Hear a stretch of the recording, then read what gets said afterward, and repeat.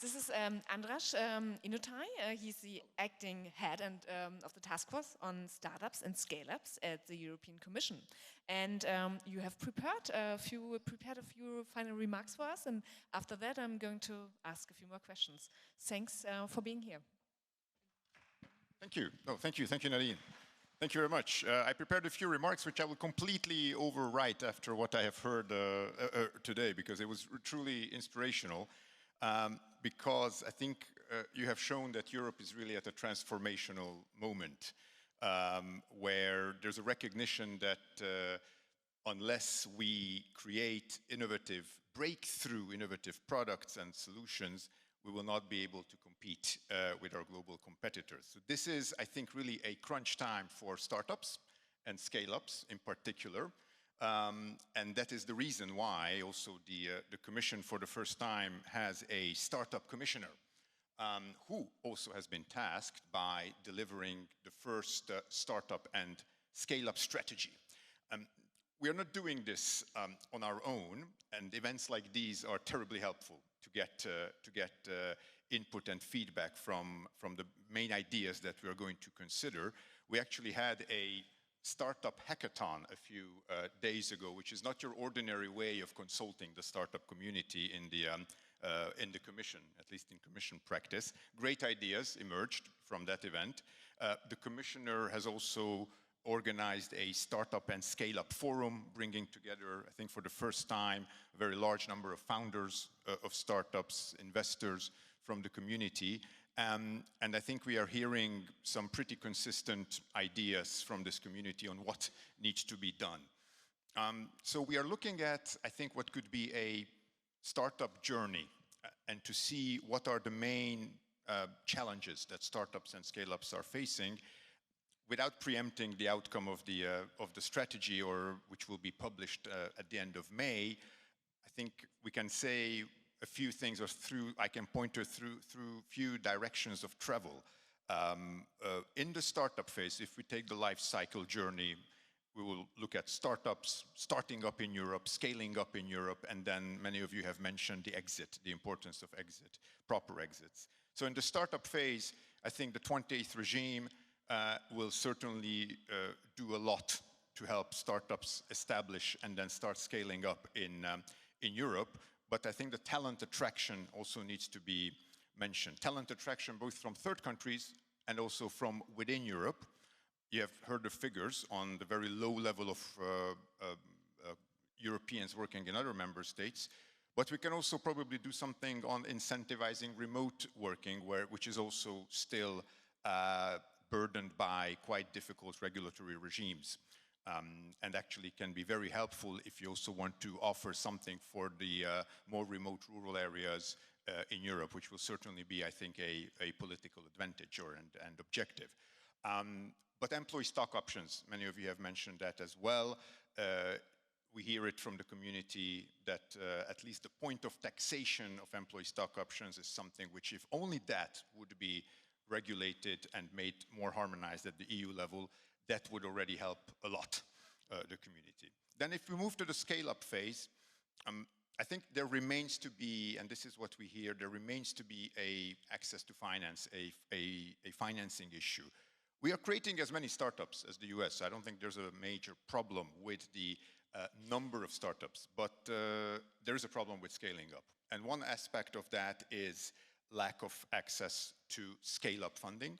So certainly we will see whether there is something that the EU can do to mobilize additional investments, including from institutional investors, for the large ticket sizes. We have the European Innovation Council, which has already been doing a tremendous job. It can now invest equity up to 30 million euros. This is still not enough. For some of the big scale-up companies, we do need ticket size investments of about 100, 200 million euros. There are not many funds that can do that. Regulation, still in the scale-up phase. Interestingly, there's quite a lot of call for regulation, what you would call good or smart regulation at the European level. So things which really make it easier to cross borders. So we hear from some of the recycling companies to say, listen, if there was a more harmonized way of recycling plastic, our company could actually scale much more easily in Europe. We hear from some of the previous, now very successful online alternative telecoms providers. It was great that you actually had regulation 20 years ago to liberalize the market, because otherwise we would still be ending up with 27 dominant incumbent companies in the EU. At the same time, there is regulation which needs to be certainly more flexible. So we will be looking at regulatory sandboxes, something which the EU has already started putting in place in a number of pieces of legislation. We need to do more, and also the member states are being encouraged to put in place more regulatory sandboxes. And then finally, exit. What can we do to incentivize companies to list in the EU? We have a Listings Act, which has been recently adopted, and that's something which does simplify the life of startups and scale-ups to list, but obviously without a proper IPO market, it will not be possible, and also the corporate acquisitions that many of you have mentioned will have to be looked at, because our corporates are actually doing quite a good business on the other side of the Atlantic in terms of buying up innovative startups.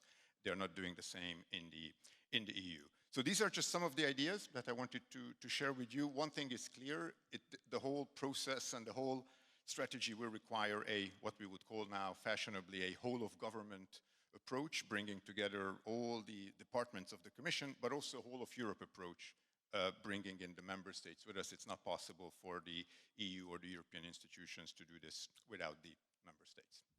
Thank you. Thank you so much.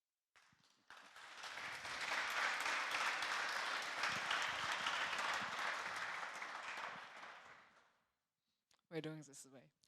Perfect. I would like to ask a few questions here at the end of this this event. So, I mean, what brings momentum right now? Looking at the Trump administration, looking at tariffs and counteractions, there's so much urgency right now and a lot of fear in the industry. What it all means, are we heading into a recession worldwide? So there is momentum, there's urgency. What's going to happen next?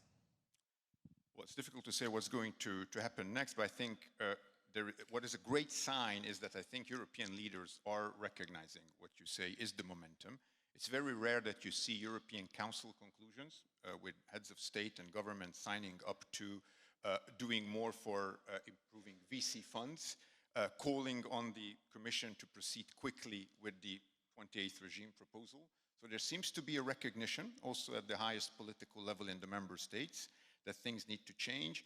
And I think there are some good figures behind that which show that if Europe wants to come out of what is called the mid-technology trap, you can only do that with new breakthrough innovation, which does create markets, does create products on which we are not yet competing with the US, because these markets do not yet exist, but we have a great potential based on all the assets that have been mentioned to actually become the market leaders in those areas.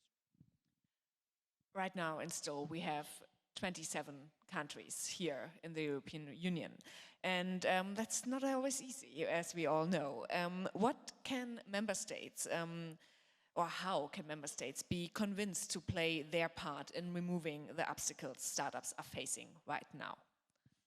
That's really an excellent question, because I think there is a political will. I am genuinely convinced that there is a political will to move ahead, but there is a need to put in a few, let's say, incentives, nudges.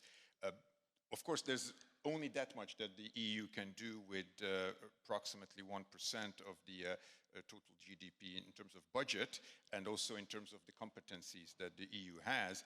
But I think if you align much better, for example, your research and innovation funding at the EU and the national level, even the public budget is only 10% of total R&I budget in the EU. Only 10% of that comes from the EU. 90% is at the national level. If there is an understanding that these need to be focused and going in the same direction and towards the strategic technologies, I think Europe would already be doing much better. You've already talked a bit about the stock market and the lack of IPOs, not only here in Europe, also in the US, but I mean, a bit more in Europe here, I would say, especially over the last years. So what are potent ways to change that in the near future? Are there anything politicians can do about that? Well, there have been discussions, and in fact, there's some discussions now are restarting again on a potential consolidation in the European stock market area, which is... We had these discussions before. Yes, and hopefully they will be more fruitful this time around. There are also, I think, a lack of specific IPO funds in Europe, which would be preparing companies for an IPO. But I must say I wouldn't either overrate the IPO exit strategy. We can have alternative exits, and some of the companies have made excellent exits without an IPO. And probably at this time around, where the stock markets are not in the best of shape, you do see some of the previously announced IPOs also being put on hold. There might be alternatives to look at to the IPO exit. What kind of message does it send that the Research and Innovation Commissioner is also in charge of startups? Well, I think it sends the message that the Commission is very seriously taking into account the interests of startups. You might have heard this question in the last 20 years, who is the startup commissioner in Brussels? There were a few positive replies to that, often from different commissioners at the same time. So I think now that answer is clear, and it also shows that the Commission itself is putting really all the instruments, policies behind a single agenda, which I don't think has been done in the past before. And with Commissioner Zahariev, I think we have a strong political leader who can deliver on that. Thank you so much. Thank you. And with that, we are almost at the end of this event.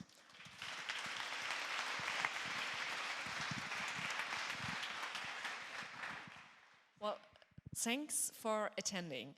Well, maybe my key takeaway from today is that, well, this event is called Scaling Europe Summit, and the policy brief is called When Europe Scales and not If. And that's probably the thing that makes me, optimistic about the future. There is an urgency that we need to take action. And that is something we've heard here over the last hours, not only once, not only twice, but a few times. And I think that's what we all should do when we head out, when we talk to each other. What kind of actions can we take, and which actions will be most successful at the end? So enough food for thoughts, and out there you can talk to each other, you can probably also drink with each other and enjoy the sun. Thanks.